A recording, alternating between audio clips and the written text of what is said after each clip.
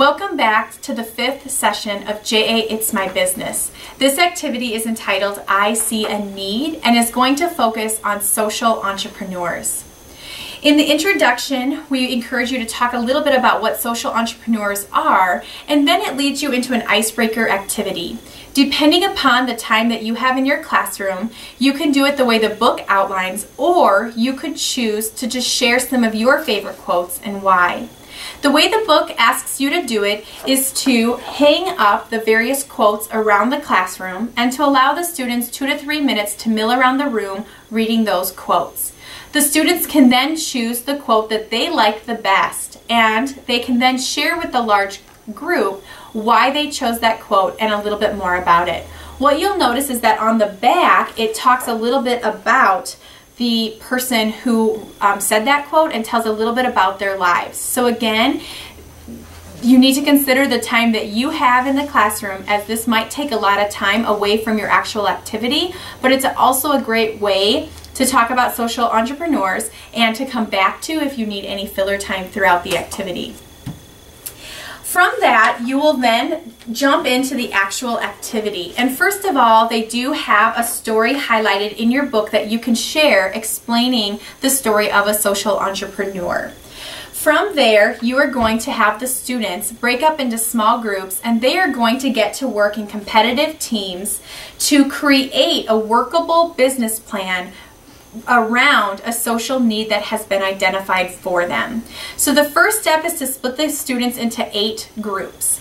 Each group is then going to get an entrepreneur challenge card. These cards outline a social need that has been identified, and then on the back it's a business plan guide that walks the students through specific questions for them to consider in a business that they could create to help with this social need. What you'll notice is that there are 2 sets of the same social needs, so 2 of the groups are going to have the same topic. So when you have the students come up to present their business plans, I always encourage the students to come up at the same time so that we can tell them a little bit about the social need, and then the one can share their plan, the other group can share their plan, and you can see some of the differences and the similarities that the groups have, which is a great way to show how all of us have creative ideas and thinking, and oftentimes we see things from different perspectives. One thing you want to make sure to tell the students before you have them start is that they are going to be competing for $1 million in startup money. Now, I'm not sure if you're familiar, but right now there's a very common TV show called Shark Tank. And if you have seen this, or if the students have seen it, it's a great example of how this actually happens in real life. So Shark Tank is a great TV show that you can use as a connection to the students for this activity. What you'll notice is that the curriculum has provided checks, so you as the classroom volunteer, as you watch their presentations, are going to get to invest money into their specific business plans. You can do this equally, you can do this weighted, it's totally up to you. They provide 8 checks, but you don't necessarily have to give all 8 checks out to the various groups. So just do what you feel is the best for your classroom setting. A couple other things to ensure that everybody is on task during this activity is to encourage the students to identify roles such as the project manager, the team designer, the team spokesperson, and the quality lead. You might consider putting these roles on the board and talk through the responsibilities to make sure everybody is specifically engaged with a specific role. The other thing you can do is the curriculum encourages you to bring large sheets of paper for the students to use to brainstorm. And so if you would like to, you can do that. If not, they can simply write on the bottom and margins of their activity challenge card.